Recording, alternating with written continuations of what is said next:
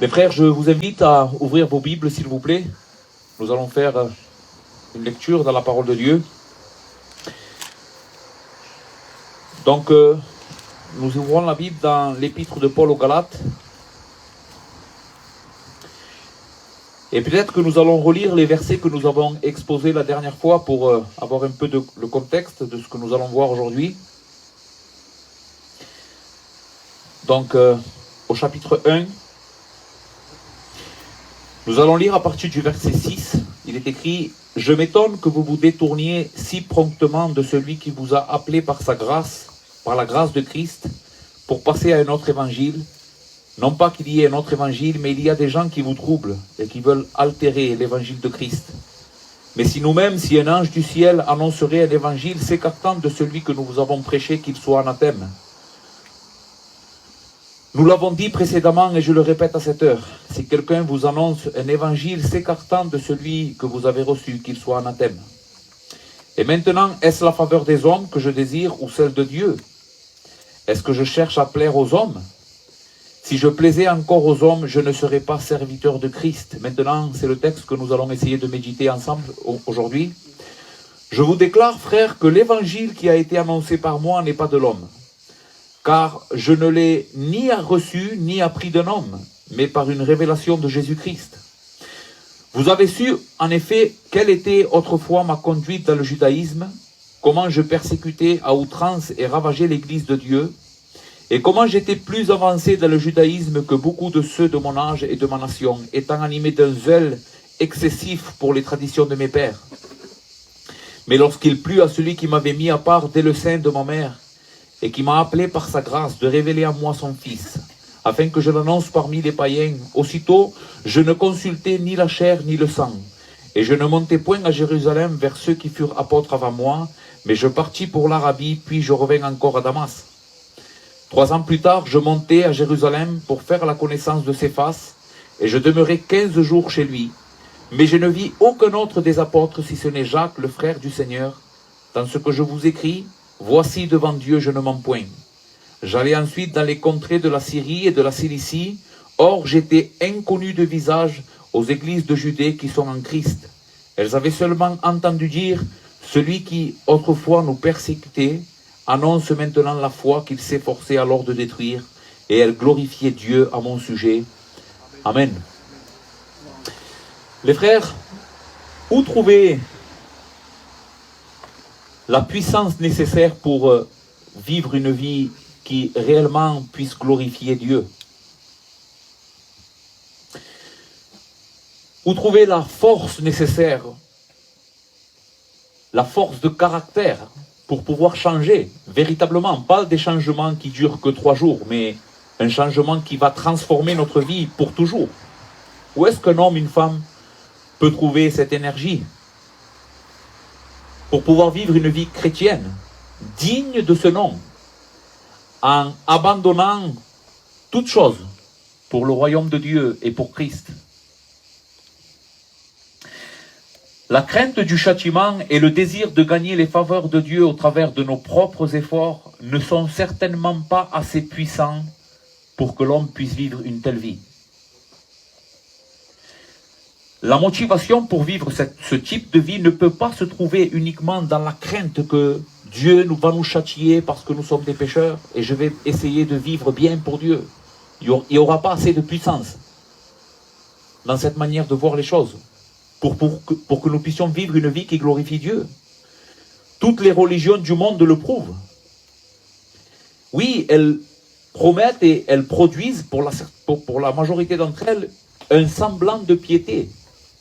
On dirait qu'il y a un véritable changement dans les religions du monde et dans les philosophies, mais en réalité, ce n'est qu'une apparence, elle ne transforme pas. Regardez ce que Paul dira dans Colossiens 1, au verset 8 et ensuite le verset 20 à 23. « Prenez garde que personne ne vous fasse de vous sa proie par la philosophie et par une vaine tromperie, s'appuyant sur la tradition des hommes, sur les rudiments du monde et non sur Christ. » Et il va dire à partir du verset 20, « Si vous êtes morts avec Christ aux principes élémentaires du monde, pourquoi, comme si vous viviez dans le monde, vous impostons ces préceptes?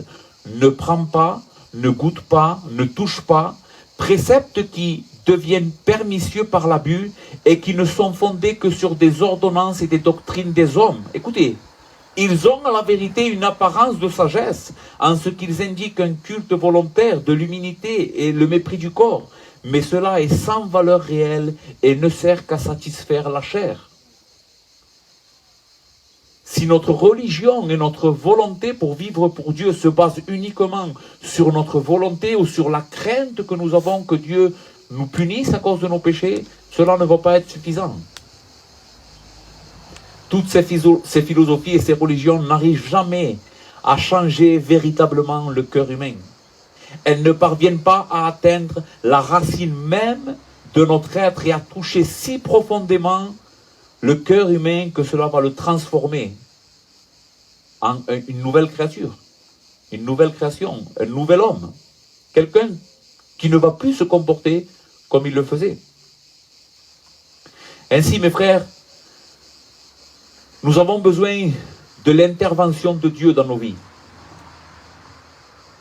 Dieu est celui qui doit donner la vérité.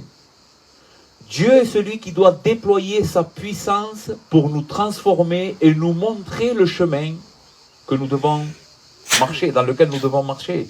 Et la manière comment Dieu a déterminé de le faire, donc nous sauver par sa puissance et sa vérité, c'est au travers de la proclamation de l'évangile de son Fils.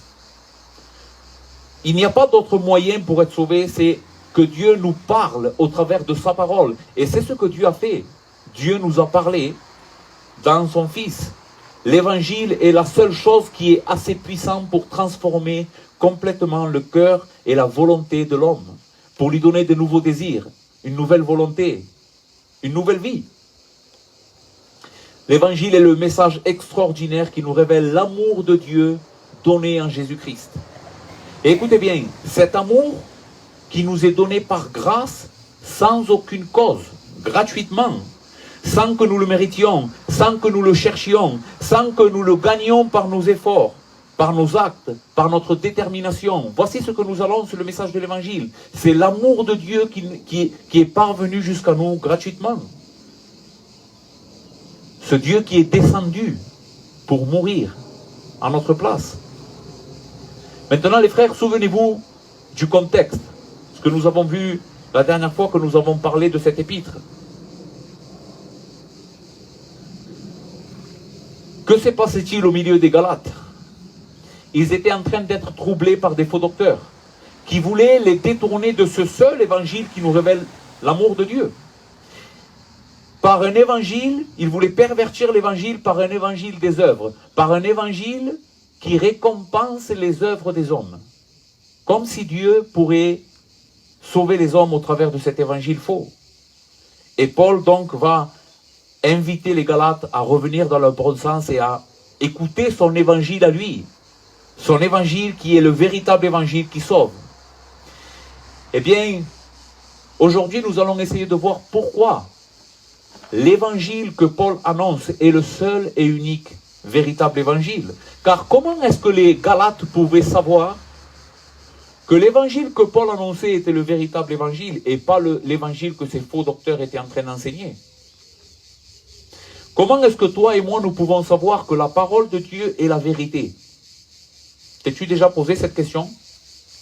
Comment est-ce que je sais que la Bible, qui est la parole de Dieu, que je crois être la parole de Dieu, est la vérité? Dans notre texte, Paul va donner au moins deux arguments très importants qui prouvent que l'évangile que lui prêchait et qu'il avait prêché aux Galates est la puissance de Dieu pour sauver les pécheurs, la vérité de Dieu.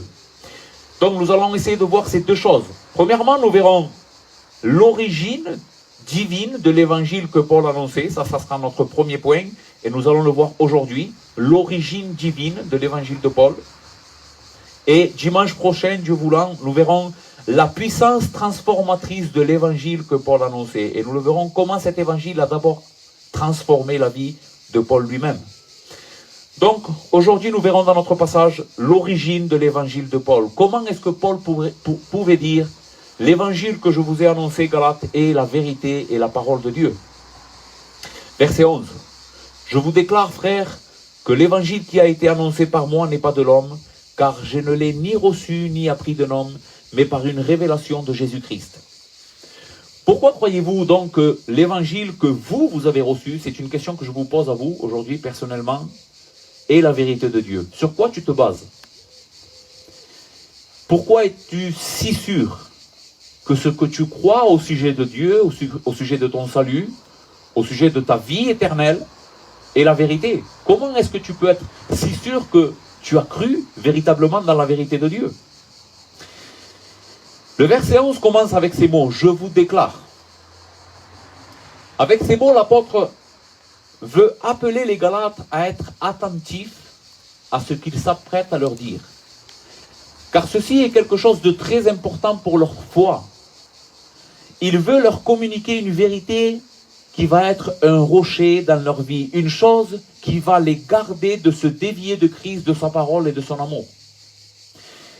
À chaque fois quasiment que Paul emploie ces mots, je vous déclare, ou je vous fais savoir, ou je veux que vous sachiez, c'est des paroles que souvent Paul emploie dans ses épîtres, c'est comme s'il serait prêt à annoncer une vérité que les apôtres, les disciples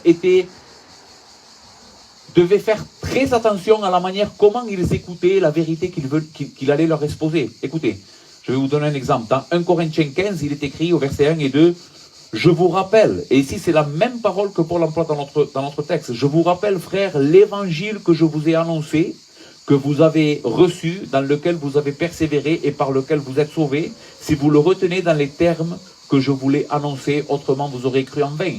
Paul est ici en train d'enseigner le véritable évangile. Et avant d'enseigner cet évangile, il leur dit, je vous rappelle, frères. C'est une sorte de la même chose que quand notre Seigneur Jésus disait, en vérité, je vous le dis. À chaque fois que vous trouvez ça dans les évangiles, en vérité, je vous le dis, alors là, arrêtez-vous. Quand vous entendez Jésus dire ces mots, en vérité, je vous le dis, prenez votre temps de bien comprendre ce qu'il va suivre. Parce que ceci est une vérité très importante pour votre vie. Ce n'est pas que les autres paroles des Écritures sont moins importantes, mais c'est comme si le Seigneur nous appelait à ralentir. Ralentis. Comprends ce que je suis en train de te dire ici, parce que cela est salutaire pour ta vie. Ainsi, cette formule employée par Paul, avec ces mots, sont un appel solennel à que nous portions une grande attention à la vérité qu'il s'apprête à nous enseigner. C'est une déclaration apostolique remplie d'autorité. Paul use ici de son autorité apostolique. Je vous rappelle, frères,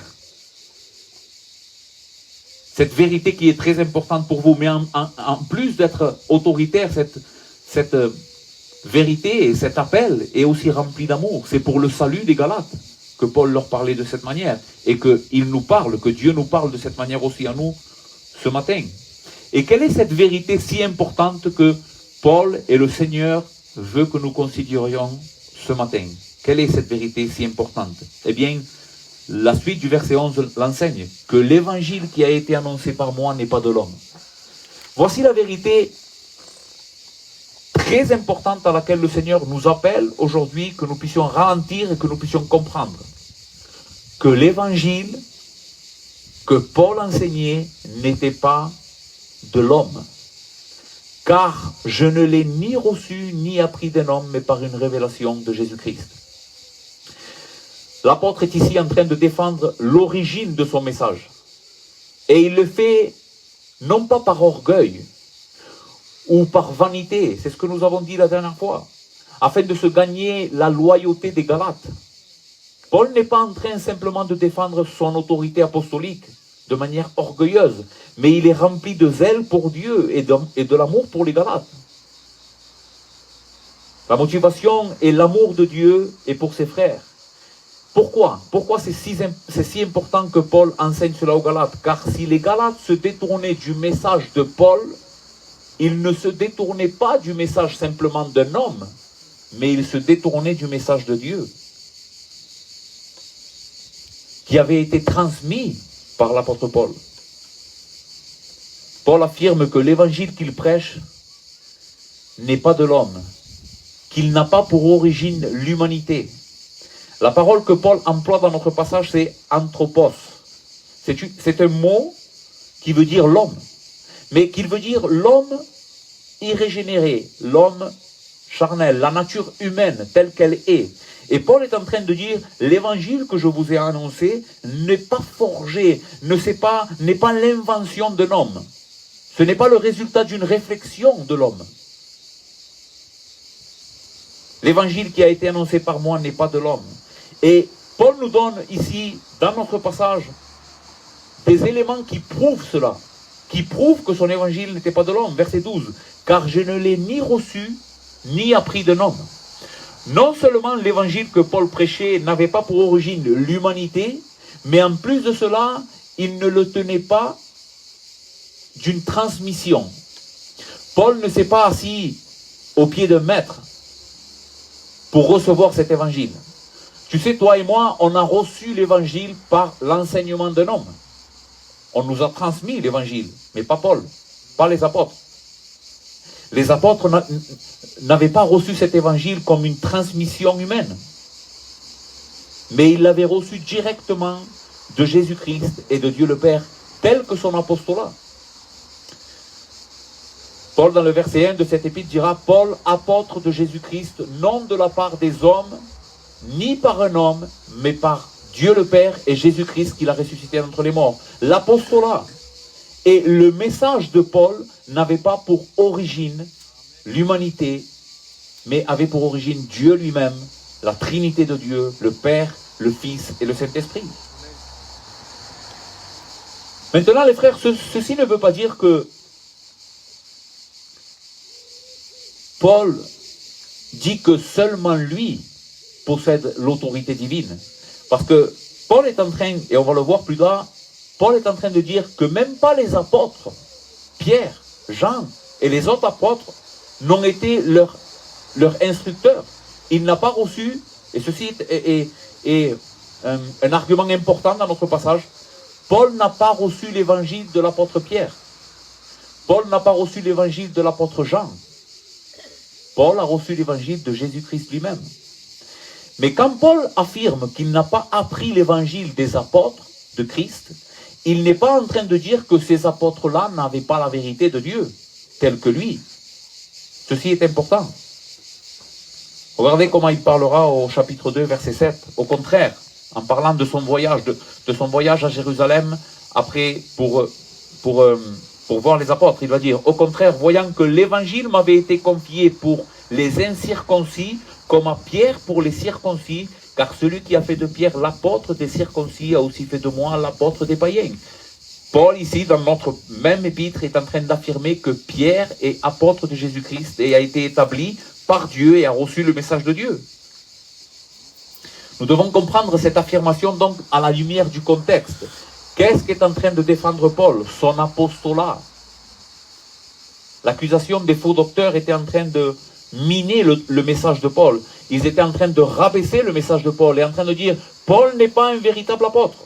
Les véritables apôtres sont à Jérusalem, c'est Pierre, Jean. Mais lui non. Lui a reçu un faux évangile. Lui n'a pas entendu cet évangile de Jésus-Christ lui-même. Et c'est pour cette raison que Paul est en train de dire non, non. Mon évangile, je ne l'ai pas entendu, même de la bouche de Pierre, ni de Jean. Cet évangile m'a été donné par Jésus-Christ lui-même. Et pour prouver cela, Paul va citer certains événements qui ont eu lieu dans sa vie personnelle qui renforcent cette idée. Je répète cela. Pour prouver que l'évangile qu'il prêchait aux Galates n'était pas une invention humaine, qu'il ne l'avait même pas reçu des apôtres, il va citer des morceaux de sa vie qui prouvent et donnent de la force à cet argument. Verset 15. Mais lorsqu'il plut à celui qui m'avait mis à part dès le sein de ma mère et qui m'a appelé par sa grâce de révéler à moi son Fils afin que je l'annonce parmi les païens, aussitôt je ne consultais ni la chair ni le sang. Encore une fois ici, dans notre passage, quand Paul dit ni la chair ni le sang, il est en train de faire référence à la nature humaine. Paul est en train de dire, mais quand Dieu a voulu me sauver par sa grâce, c'est ce que nous verrons dimanche prochain, Dieu voulant, et il s'est révélé à moi en m'établissant comme apôtre et en m'envoyant pour prêcher l'évangile, je ne consultais ni la chair ni le sang. C'est-à-dire, Quand Paul s'est converti lors de l'apparition de Christ sur le chemin de Damas, il n'est pas allé voir les apôtres qui étaient apôtres avant lui pour leur dire, écoutez, je veux moi aussi prêcher l'évangile. Il n'a pas consulté les hommes. Immédiatement, il a commencé à prêcher l'évangile. Verset 17. Et je ne montai point à Jérusalem vers ceux qui furent apôtres avant moi, mais je partis pour l'Arabie, puis je revins encore à Damas. 3 ans plus tard, je montai à Jérusalem pour faire la connaissance de Céphas, et je demeurai 15 jours chez lui. Mes frères, pourquoi Paul donne tous ces détails? 3 ans plus tard, après cette conversion, et après avoir commencé mon ministère sans consulter les hommes, 3 ans plus tard, je reviens à Damas et je monte à Jérusalem, mais je ne reste que 15 jours et je ne vois que Céphas et Jacques, pas les autres apôtres. Pourquoi tous ces détails? Parce que Paul veut que les Galates sachent que son évangile, il ne l'avait pas reçu des apôtres. En 15 jours, il n'aurait pas pu être enseigné par Pierre ou par Jean.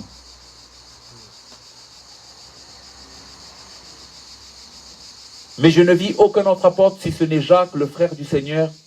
Écoutez le verset 20. Dans ce que je vous écris, voici devant Dieu, je ne mens point. Paul n'est pas en train de mentir à ces hommes, aux Galates, au sujet de l'origine de son évangile et de la vérité infaillible qu'il leur avait transmise. Cette vérité capable de sauver leur âme en les réconciliant avec Dieu par le moyen de Jésus-Christ et de sa croix. Paul n'était pas en train de leur mentir. Et il donne tous ces éléments de sa vie, de son témoignage personnel pour que les Galates soient convaincus que le message apporté par Paul était la vérité infaillible de Dieu. Il n'y avait pas plusieurs maillons entre Paul et Christ. La transmission s'était faite directement. De manière que Paul était le messager de Christ, le porte-parole de Christ. Ce texte est extraordinaire, 2 Corinthiens 5. Écoutez comment Paul le dira encore une fois. Paul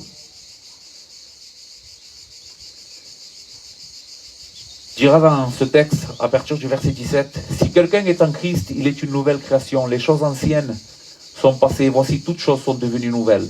Et tout cela vient de Dieu, écoutez bien, qui nous a réconciliés avec lui par Christ et qui nous a donné le ministère de la réconciliation. » Ce texte, vraiment, je l'ai compris mieux aujourd'hui, parce que je suis en train de prêcher ce que je suis en train de vous enseigner. Paul ici dit, Christ m'a d'abord sauvé moi et les apôtres, et à nous, il nous a donné le ministère de la réconciliation. C'est comme si les apôtres seraient le réceptacle de la vérité, et que maintenant l'humanité allait vers les apôtres pour puiser de cette vérité. La vérité est dans le ministère apostolique. Paul le dira avec d'autres mots, et nous portons cette gloire dans des vases de terre, afin que cette gloire ne soit pas attribuée aux hommes, mais à Dieu. Les vases de terre, en occasion, c'est eux-mêmes. Je continue. Et qui nous a donné le ministère de la réconciliation, car Dieu était en Christ, réconciliant le monde avec lui-même, en n'imputant point aux hommes leur offense. Et il a mis en nous, dans les apôtres et dans Paul, la parole de la réconciliation. Nous faisons donc les fonctions d'ambassadeurs pour Christ, comme si Dieu exhortait par nous. Nous vous en supplions au nom de Christ. Soyez réconciliés avec Dieu. Celui qui n'a point connu le péché, il l'a fait devenir péché pour nous, afin que nous devenions en lui justice de Dieu. Les frères, nous, l'Église évangélique de la grâce, qui sommes parvenus jusqu'au XXIe siècle, nous ne sommes pas des inventeurs de la vérité.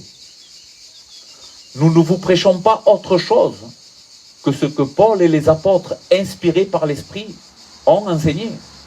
C'est pour cela que nous donnons une si grande valeur à ce livre. C'est pour cela que nous répétons sans cesse que ce livre est la parole infaillible de Dieu, toute suffisante pour le salut des hommes, et que nous nous attachons à la prêcher la plus fidèlement possible, parce que les apôtres ont été le réceptacle de la vérité, et cette vérité nous est parvenue jusqu'à nous aujourd'hui. Il y a 4 choses à savoir qui sont très importantes au sujet de la parole de Dieu. et je voudrais que nous passions le reste du temps qui nous est donné aujourd'hui à comprendre ces 4 choses importantes. Les écrits bibliques de l'Ancien et du Nouveau Testament possèdent une qualité, une nature, qu'il nous faut absolument croire. Souvenez-vous de cette exhortation de Paul. Je vous annonce, frères, une vérité très importante. Eh bien, aujourd'hui, nous allons voir une vérité très importante au sujet de ce que nous croyons sur ce livre. Quelque chose qui va être la base de ta vie. Quelque chose qui va être comme un rocher stable sur lequel tu vas pouvoir construire une vie chrétienne qui soit salutaire. Il y a 4 choses très importantes à savoir au sujet de ce livre. Et si nous croyons ces choses que nous allons voir aujourd'hui, frères et sœurs, le rapport que nous allons avoir avec ce livre va être totalement différent. La majorité des personnes, même des personnes qui croient que la Bible est la parole de Dieu, ont un rapport peut-être qui n'est pas bon avec le livre parce qu'elles ne connaissent pas ces vérités que nous allons voir. Donc, 4 choses qui sont indispensables au sujet de la parole de Dieu. Premièrement, que la parole de Dieu, tout ce livre, est d'inspiration divine. Qu'est-ce que cela veut dire? Que ce livre est un livre inspiré. Eh bien, cela veut dire que l'auteur final, si nous remontons jusqu'à l'auteur final c'est Dieu. Je vais vous mettre un exemple pour que vous compreniez. Imaginez un lac qui est en haut d'une montagne, d'accord? Il y a un lac tout en haut, et il y a une rivière qui coule jusqu'en bas. L'eau qui descend, peut-être, on pourrait dire, oui, elle vient de la rivière, mais si on remonte à l'origine, d'où vient cette eau de la rivière, on va aller jusqu'au lac, n'est-ce pas? Donc, de manière que le lac est la source de la rivière, et pas la rivière elle-même. C'est la même chose avec les Écritures. Oui, elle a été écrite par des hommes. Oui, elle a été transmise par des hommes, comme nous sommes en train de le voir. Paul était le moyen par lequel Dieu a donné sa vérité aux Galates. Mais si nous remontons jusqu'à l'auteur final, ce n'est pas Paul l'auteur des Écritures. C'est Dieu lui-même. C'est ce que nous sommes en train de dire quand nous croyons que la Bible est inspirée. L'auteur de tous les écrits, que ce soit de Paul ou de Pierre, ou de Jean, ou des prophètes de l'Ancien Testament, ou des 4 évangiles, l'auteur final, même dans les mots qui ont été choisis, c'est Dieu. Jésus dira, car il ne passera pas un iota des Écritures. Vous savez ce que c'est un iota? C'est un point. C'est un point. Jésus dit que même les points, la moindre chose qui a été écrite par les prophètes et les apôtres est de nature inspirée, donnée par Dieu. D'accord? Donc ceci est la première chose très importante à connaître sur les Écritures. La parole de Dieu est inspirée. La deuxième chose, c'est que les auteurs humains qui ont écrit sous l'inspiration divine n'ont commis aucune erreur. La parole est inspirée de Dieu. Et puisqu'elle est inspirée de Dieu, les auteurs qui ont écrit sous l'inspiration divine n'ont commis aucune erreur. Ce qui fait que ce livre est de manière infaillible, inhérent. Il ne conduira jamais il ne conduira à l'erreur. Parce qu'il est la vérité de Dieu. Il est la vérité pure de Dieu. Nous allons le voir ça aussi. Donc, elle est inspirée, elle est parfaite. Troisième vérité, les écrits inspirés sont tout ce que le peuple de Dieu a besoin pour connaître Dieu et sa volonté. La suffisance des Écritures. L'inspiration des Écritures, la fiabilité des Écritures, la suffisance des Écritures. Quatrièmement, et puisque la Bible est la parole infaillible de Dieu, elle possède l'autorité suprême sur nos vies. Voici les 4 choses indispensables à croire si nous voulons grandir et connaître Dieu comme il faut. La parole de Dieu est inspirée, la parole de Dieu est inhérente ou sans erreur, la parole de Dieu est suffisante, la parole de Dieu est toute autorité sur nos vies. Voyons des passages bibliques qui traitent de cette vérité. 2 Timothée 3, versets 14 à 17. Paul dira à Timothée, toi demeure dans les choses que tu as apprises et reconnues certaines, sachant de qui tu les as apprises. Dès ton enfance, tu connais les saintes lettres qui peuvent te rendre sage à salut par la foi en Jésus-Christ. Arrêtons-nous là. Paul est en train d'instruire Timothée et de lui donner des recommandations importantes pour sa vie chrétienne. Et il lui dit, toi, demeure dans les choses que tu as apprises et reconnues certaines, sachant de qui tu les as apprises. Timothée était juif, il avait une mère juive et un père qui n'était pas juif, mais sa mère était juive. Et les juifs, dans leur coutume, avaient comme commandement de Dieu de transmettre les Écritures aux enfants. C'est ce que Dieu commandera dans sa parole. Tu en parleras quand tu te lèveras, quand tu sortiras de ta maison. C'était un commandement que les Juifs observaient.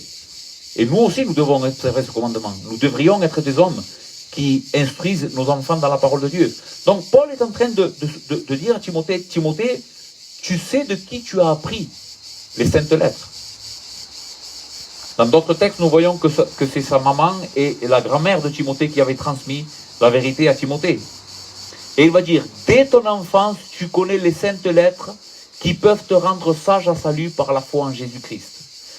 Dès ton enfance, Timothée, je veux que tu saches que ce que tu as reçu dès ton enfance, comme enseignement, est la chose la plus importante dans ta vie qui peut te rendre sage à salut par la foi en Jésus-Christ. Et ici, à partir du verset 16, Paul va enseigner cette vérité que nous sommes en train de voir. Toute écriture est inspirée de Dieu et utile pour enseigner, pour convaincre, pour corriger, pour instruire dans la justice, afin que l'homme de Dieu soit accompli et propre à toute bonne œuvre. Que veut dire le texte quand il dit « toute écriture est inspirée de Dieu » ? La parole que Paul emploie pour inspirer de Dieu est un mot qui se réfère au phénomène de la respiration. Vous savez que quand on respire, il y a deux phases.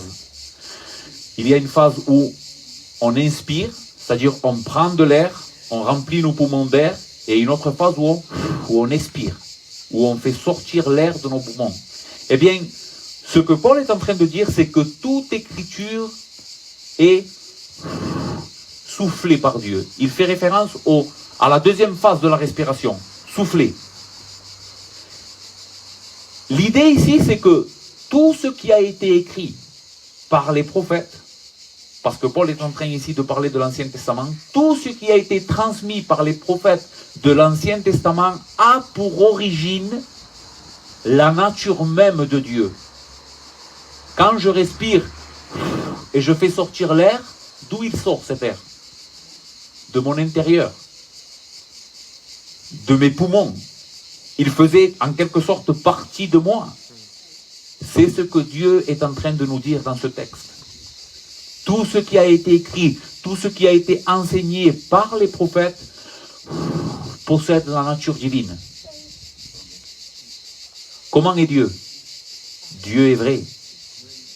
Dieu est saint. Dieu est juste. Dieu est parfait. Eh bien, si Dieu possède cette nature, les Écritures qui possèdent la même nature divine sont de cette qualité. Elles sont saintes. C'est pour ça qu'on appelle les saintes Écritures. Elles sont justes. Elles sont droites. Donc, ceci est l'inspiration divine. Toute Écriture a été inspirée par Dieu. Et regardez comment nous voyons dans notre texte la suffisance.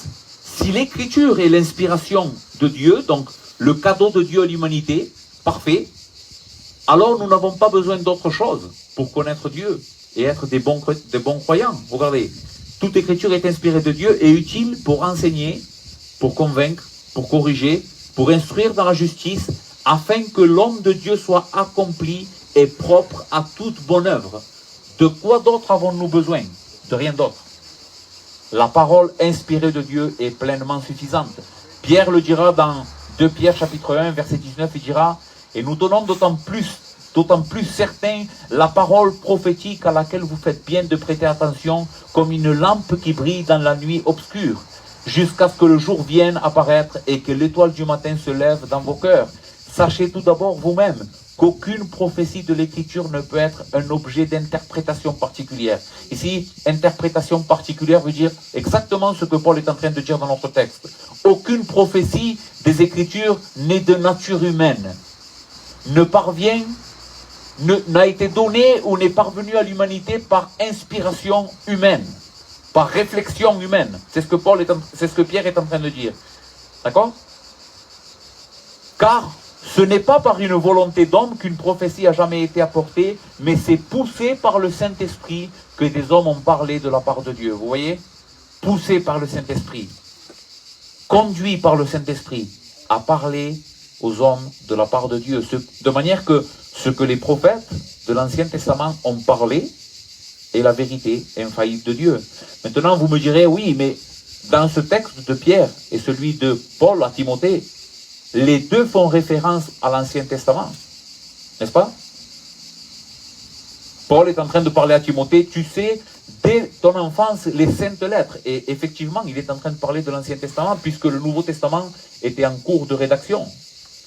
Mais dans le livre de Pierre, dans 2 Pierre chapitre 3, Pierre, donnera la même autorité aux écrits de Paul que ceux de l'Ancien Testament. Je répète pour que vous compreniez. Pierre, en parlant des écrits de l'apôtre Paul, va dire que l'apôtre Paul et les écritures de l'Ancien Testament possèdent la même autorité. Ce qui fait qu'il est en train de témoigner que tous les écrits du Nouveau Testament et des apôtres sont de nature inspirée et infaillible tels que l'Ancien Testament. Écoutez, croyez que la patience de notre Seigneur est votre salut, comme notre bien-aimé frère Paul vous l'a aussi écrit.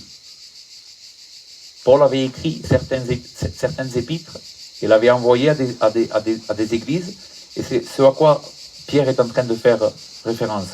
Selon la sagesse qui lui a été donnée, c'est ce qu'il fait dans toutes les lettres où il parle de ces choses dans lesquelles il y a des points difficiles à comprendre, dont les personnes ignorantes et mal affermies tordent le sens, comme celui des autres écritures pour leur propre ruine.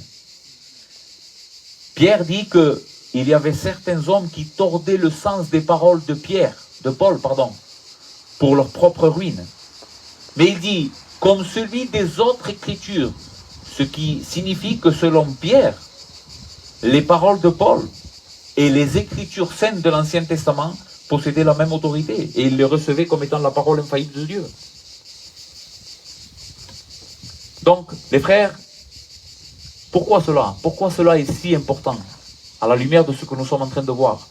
Paul défendait son apostolat, non pas parce qu'il voulait simplement se gagner la faveur des hommes, mais parce qu'il voulait que ces hommes-là croient que l'évangile qui a été annoncé par lui et par les autres apôtres sont les paroles mêmes de Dieu. Psaume 12, verset 7.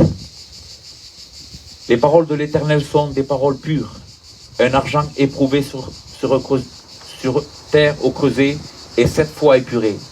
Nous avons parlé de l'inspiration des Écritures. Nous avons parlé aussi de la vérité donc de l'Écriture et de son inspiration. Mais jusqu'à quel point ce livre est parfait? Vous savez que certaines personnes croient que certaines parties des Écritures sont inspirées et d'autres pas. Que ce livre-là peut contenir des erreurs. Eh bien, la Bible même donne témoignage de la fausseté de cet argument. Dans le texte que nous venons de lire, les paroles de l'Éternel sont des paroles pures. Le psalmiste est ici en train de comparer la parole de Dieu, les écrits, à de l'argent. Et vous savez comment on purifiait l'argent? En le passant par le feu. On le mettait dans un creuset et on le faisait chauffer. Et quand l'argent chauffait suffisamment, toutes les souillures et les impuretés que l'argent par nature, de manière naturelle, possède, se détachent de l'argent, de manière qu'après ce procédé, nous pouvons avoir de l'argent pur. D'accord? Mais écoutez ce que le psalmiste est en train de dire au sujet de la parole de Dieu. Combien de fois la parole de Dieu a été purifiée? Les paroles de l'Éternel sont des paroles pures, un argent éprouvé sur terre au creuset et 7 fois épuré. Dans les Écritures, la parole 7 fait référence à la perfection. Le psalmiste est en train de dire ici, cette parole que Dieu nous a transmise est de nature infaillible. Elle ne possède pas d'impureté de la même manière qu'un argent qui serait 7 fois épuré avec le feu. Si cet évangile enseigné par Paul aux Galates était la vérité de Dieu qui avait été transmise et révélée par les apôtres aux hommes, les frères, si cette vérité est infaillible, contenant aucune erreur, mais montrant le seul chemin capable de nous conduire jusqu'au ciel, si le message possédait tout ce que les Galates avaient besoin pour connaître Dieu, pour connaître Christ et être sauvés, pourquoi les Galates voulaient-ils s'en détourner? Pourquoi tant de personnes ne prêchent pas ce livre, prêchent leurs propres idées, leurs propres raisonnements, au lieu de s'attacher à cette parole pure qui nous vient directement de Dieu? Une application à cela serait qu'aujourd'hui, comment les hommes tordent et rejettent l'inspiration et l'autorité des Écritures? Comment est-ce qu'ils le font? Eh bien, ils le font en donnant à leur propre parole l'autorité de la Bible. Certains hommes croient que leurs pensées, leurs rêves, leurs affirmations propres, sans se baser sur ce livre, sont la parole de Dieu. Vous avez déjà entendu dire souvent, Dieu m'a dit, Dieu m'a fait voir, Dieu m'a révélé. Toutes ces affirmations, je le dis avec amour les frères, je ne le dis pas pour condamner qui que ce soit parce que c'est de l'ignorance, mais c'est de l'ignorance qui conduit à une erreur grave. C'est pas simplement de l'ignorance qu'on peut laisser comme ça. Dieu a déjà dit, Dieu a déjà révélé, Dieu a déjà parlé. Et cette vérité est dans sa parole. Qu'est-ce que nous devons faire donc? Simplement rapporter les paroles de Dieu qui sont là. Cette parole est pure. Cette parole est la vérité infaillible de Dieu. Pourquoi ajouter à ces paroles mes pensées? Même si ces pensées me semblent bonnes, même si ces pensées me semblent salutaires pour les personnes, mais ces pensées ne sont pas la parole de Dieu. La Bible est un rocher stable, une eau désaltérante, un pain qui nourrit et qui satisfait nos âmes. Pourquoi? Pourquoi, ô Galates, aller chercher à un autre endroit ce que seul Dieu peut donner? Et je dirais la même chose à notre Église. Les frères, quelle est l'estimation et la valeur que tu donnes aux Écritures saintes? Pose-toi cette question réellement. Je sais que plusieurs personnes d'entre nous ici, aujourd'hui, qui sont ici présentes, aiment le Seigneur. Mais je veux rectifier certaines choses dans vos vies par rapport à la relation que vous avez avec ce livre. Quelle est l'estimation et la valeur que tu donnes à ce livre? Vraiment. Sois honnête avec toi-même. Quel type de relation tu possèdes avec ce livre? Est-ce que tu le consultes chaque jour? Est-ce qu'il fait les délices de ta vie? Possèdes-tu dans ces paroles qui sont ici, qui sont les paroles de Dieu, possèdes-tu une confiance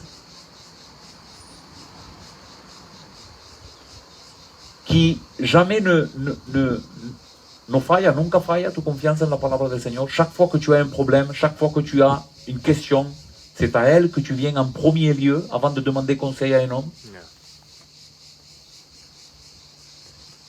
Dans le texte que nous avons lu tout à l'heure de Pierre, il dit « Et nous tenons d'autant plus certains la parole prophétique à laquelle vous faites bien de prêter attention. » Écoutez ces mots. À laquelle vous faites bien de prêter attention comme une lampe qui brille dans l'obscurité. Pierre est ici en train d'appeler l'Église à prêter attention aux paroles prophétiques. Comme à une lampe qui brille dans l'obscurité jusqu'à ce que vienne paraître l'étoile du matin et que nous soyons sauvés par la venue de notre Seigneur Jésus-Christ. Comment est-ce que nous sommes en train de vivre avec ce livre? frères, notre relation avec ce livre déterminera quel type de christianisme nous sommes en train de vivre. Croyez-moi.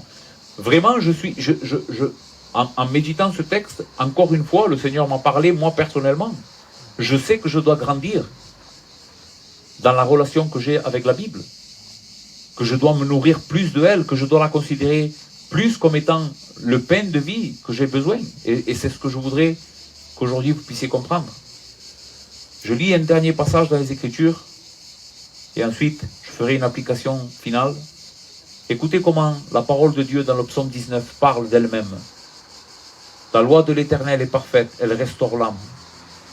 Le témoignage de l'Éternel est véritable, il rend sage l'ignorant.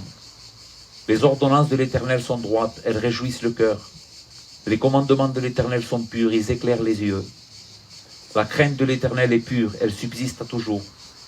Les jugements de l'Éternel sont vrais, ils sont tous justes. Ils sont plus précieux que l'or, que beaucoup d'orphins. Ils sont plus doux que le miel, que celui qui coule des rayons. Ton serviteur au en reçoit instruction. Pour qui les observe, la récompense est grande. Pour l'homme, la femme, qui a une estimation comme le psalmiste dans le psaume 19 de la parole de Dieu, il vivra la vie la plus heureuse, la plus joyeuse, la plus sage, la plus instruite possible. Pour qui les observe, la récompense est grande. Les frères, ce n'est pas une fable. Dieu nous a parlé. Dieu nous a transmis un trésor inestimable. Je sais que le monde veut nous détourner. Le monde fera tout pour nous détourner de ce livre, pour essayer d'accaparer ton temps. Je lutte le même combat que toi. Moi aussi, quand j'ai envie de lire la Bible, c'est comme s'il y aurait des chaînes qui m'attacheraient à mon fauteuil. Et c'est dur pour moi, comme toi.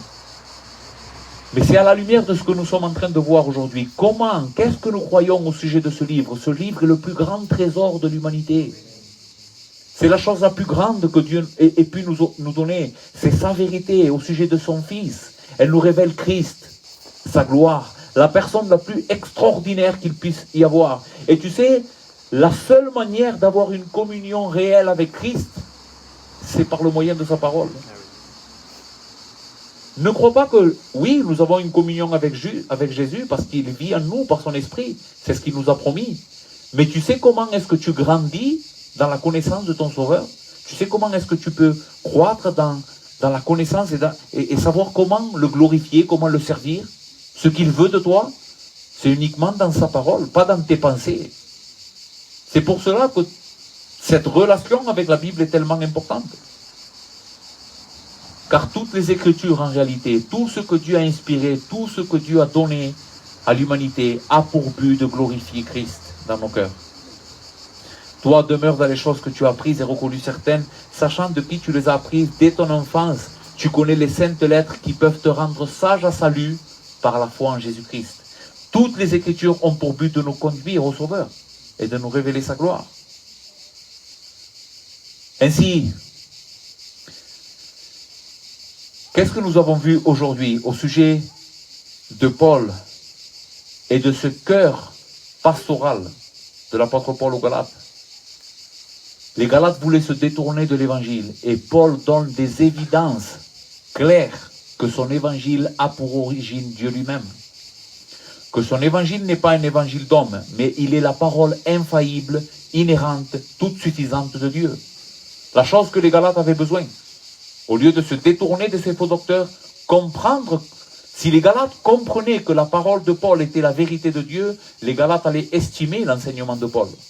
Mais si les Galates tenaient pour peu de choses l'autorité apostolique et l'inspiration des Écritures, alors ils allaient rejeter la vérité de Paul. De la même manière pour nous. Si nous croyons que Paul a parlé et les apôtres ont parlé sous l'inspiration divine, alors nous élèverons ce livre au-dessus de nos têtes. Mais si nous croyons que ce livre possède des erreurs, qu'il n'est pas la parole de Dieu, alors voici d'où vient notre problème avec ce livre. La raison pour laquelle nous ne le considérons pas comme le trésor de nos vies. Et toi qui es ici ce soir, ce matin, peut-être que qui n'est pas converti, qui n'est pas encore dans la foi, peut-être que tu te demandes, mais qu'est-ce que cet évangile? Comment Qu'est-ce que Dieu a révélé à l'humanité d'important que je dois savoir et qui se trouve uniquement dans sa parole? Eh bien, la première chose que tu dois savoir, c'est que tu es un pécheur, privé de la gloire de Dieu. Ce qui implique qu'un jour, tu passeras devant un tribunal. Et Dieu devra examiner ta vie, la vie que tu as vécue dans ce monde. Et à la lumière de qui tu es, tu seras jugé. Selon ce que tu auras fait dans ta vie. Maintenant, qu'est-ce que tu es en train de faire dans ta vie? Si tu vis dans le péché, et certainement, parce que par nature nous sommes pécheurs, si tu as commis des péchés, il faut que tu saches que tu es loin de Dieu et que la colère de Dieu demeure sur toi. Mais l'évangile ne t'enseigne pas uniquement, la parole inspirée de Dieu ne t'enseigne pas uniquement que tu es pécheur, car Dieu n'est pas un Dieu qui simplement nous montre notre péché pour nous laisser dans notre condamnation. Il est un Dieu d'amour et de grâce. Un Dieu qui veut aujourd'hui te réconcilier avec lui. Il te montre que tu es pécheur, mais il t'enseigne aussi qu'il a tout fait pour te sauver de cette condition de péché et de condamnation. Il a envoyé son Fils pour mourir à ta place. Son Fils Jésus-Christ a été cloué sur une croix. Il a déversé son sang. Il a supporté le châtiment, la colère du Dieu Tout-Puissant pour que toi tu puisses échapper à la colère divine à cause de ton péché. Croire cette vérité, croire cet évangile qui vient de Dieu, qui provient des entrailles même de Dieu, sera ce qui fera de toi un homme, une femme sauvée. Qu'est-ce que tu dois faire alors aujourd'hui? Simplement croire ce que ce livre enseigne. Jésus-Christ est le Fils éternel de Dieu. Il y a 2000 ans, il est venu sur cette terre, la terre dans laquelle tu habites. Et il est mort sur la croix pour tes péchés. Si tu le confesses, si tu crois dans ton cœur qu'il est le Seigneur, et si tu le confesses de ta bouche et tu mets toute ta confiance en lui, la Bible enseigne que tu seras sauvé, que tu hériteras la vie éternelle et que tu seras réconcilié avec Dieu. Viens à Christ. Cela veut dire croire dans la parole de Dieu. Quand on appelle les personnes à venir à Christ, nous ne sommes pas en train d'appeler quelque chose qui est vague. Venir à Christ, c'est croire la parole.